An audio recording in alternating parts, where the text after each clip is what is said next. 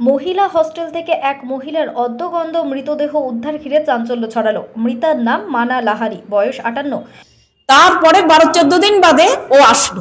আসার পরে এই দুর্ঘটনা তুমি ঘটালে কেন বাপু? হ্যাঁ, কি করেছিল?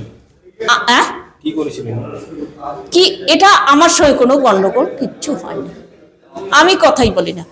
বুধবার রাতে আসানসোল দক্ষিণ থানার সুকান্ত ময়দান এলাকার ঘটনা। খবর পেয়ে ঘটনাস্থলে পুলিশ পৌঁছে মৃতদেহটি উদ্ধার করে আসানসোল জেলা হাসপাতালে পাঠানো হয়েছে। ঘটনাস্থলে Asansol Durgapur police commissionerate DC central Dhruba Das, ACP central Biswajit Naskar. DC central Dhruba Das বলেন, একটা শব্দ শুনতে পায় এলাকার মানুষ, তারপর দেখতে পায় এক মহিলার অর্ধগন্ধ দেহ পড়ে রয়েছে। পুলিশ মৃতদেহটি উদ্ধার করে আসানসোল জেলা হাসপাতালে পাঠিয়েছে। ঘটনার তদন্তে পুলিশ এই হস্টেলে এক মহিলা আবাসিক বলেন, ওই মহিলা গত 10 থেকে 12 দিন ধরে ছিলেন না, আজকেই সে এসেছে হস্টেলে। মৃত মহিলা আসানসোলের একটি বেসরকারি কলেজে কাজ করতেন। ঘটনা তদন্তে পুলিশ। কি হয়েছিল? আমি তো ঘটনা কিছু জানি না, 12-14 দিন নেই না থাকার পরে 12টার সময় এসছে। আসার পরে আমি এখানে তালা মেরে থাকতাম, আমি তালাটা খুলে দিয়েছি। খোলার পরেও ঢুকে গেল, আমি তালাটা খুলে রেখেছি। খোলার পরে ও দেখি ঝাটপাট দিল, গোছ গাছ করলো, চান ঠান করলো, কি করলো না করলো। তারপরে আমি বাদাম ছাড়াচ্ছিলাম, বাদাম ছাড়িয়ে রান্না বান্না করেছি, কচুর শাক করেছি, ওই কুলেখাড়ার শাক করেছি, দুটো ভাত করেছি। আজ আর বাইরে যাইনি, ছাড়িয়ে একটু করে আপনার চোখটা বুঝে এসছে। এত জল ঠল টুলি তো খাটনি, সারাদিন হাঁটার পরে থাকি তো।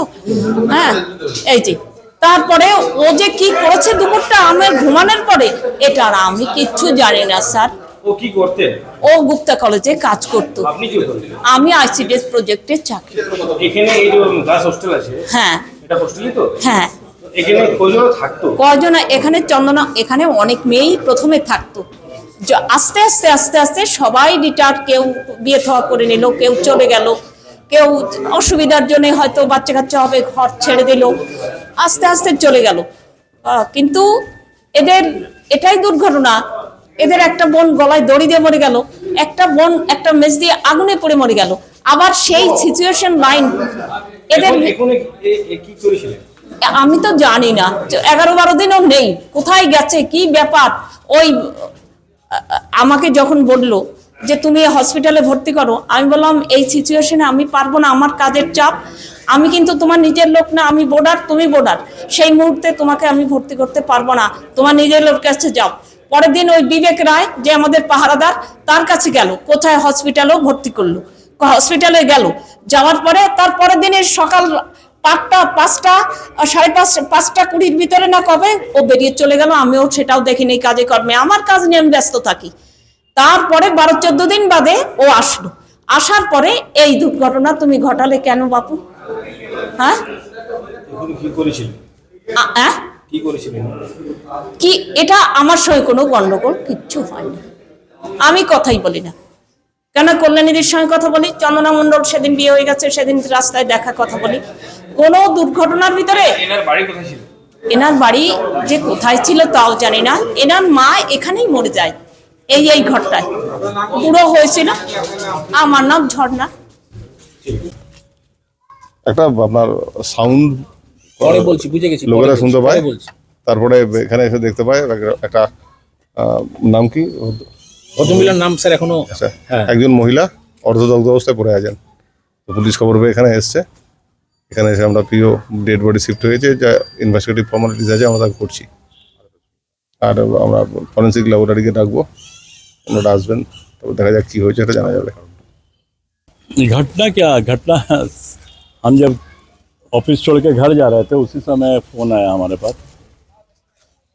हम उस समय कोर्ट में ही थे, तो कुछ आवाज़ आया, आवाज़ आने के बाद थोड़ा आग जला।